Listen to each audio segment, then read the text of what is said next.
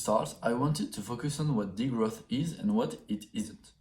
Degrowth isn't some kind of process which aims to reduce everything, even our own comfort. In fact, degrowth is more about reducing what is less than necessary, which I called, for example, the merchant economy, and granting free access to all necessary goods. So, for example, water, food, energy, these kind of goods. So it's about granting them the free access to those goods in order to reduce our environmental pressure.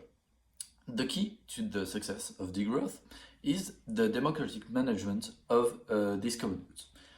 Why I think it's more effective is because when you give companies, private companies, the control of these goods, their aim as a private company is to make money.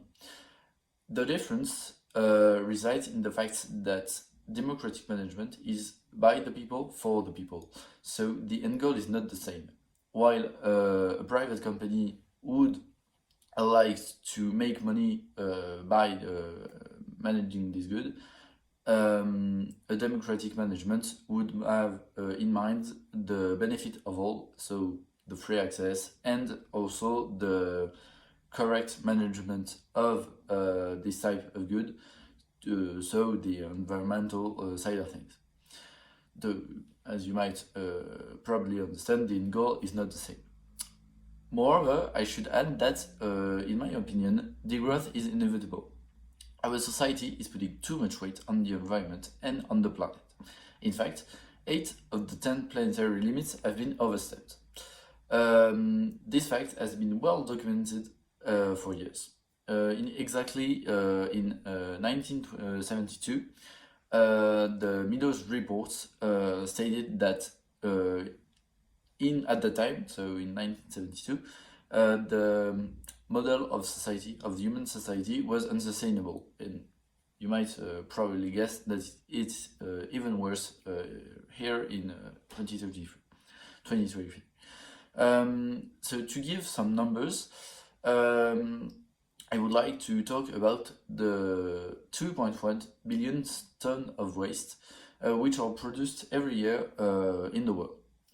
I would also add to that 16% of all this waste is recycled. Americans and Europeans are the biggest waste producer at around 773 kilograms per year per inhabitant. And to give a little comparison, Ethiopians produce around 110 kilograms of garbage.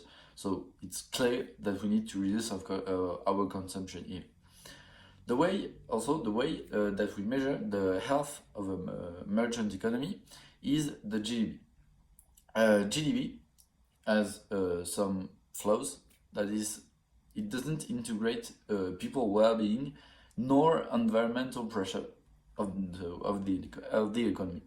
And studies have shown that an increase of GDP means that unwell-being increase also and also environmental pressure.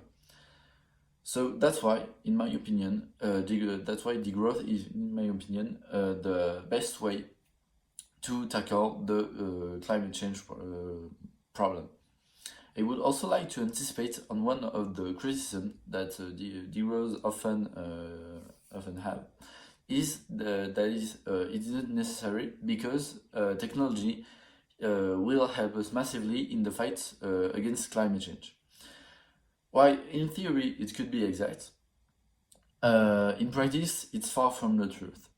Indeed, we'll need technologies, for example, to replace fossil fuels. We'll need it for, wind turbines, solar panels, geothermal plants. So a few examples. We'll need them to replace fossil fuel. However, it won't be sufficient because the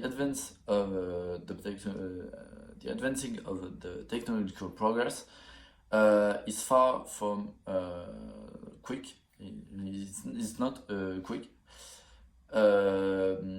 catch up to the climate change, which is with each passing day even quicker and putting even more humanity in danger. So I think that's why we need to rethink our whole organization as a society in what we are producing, how we are producing it, and I think it's necessary to overcome the biggest challenge we've ever faced as a society.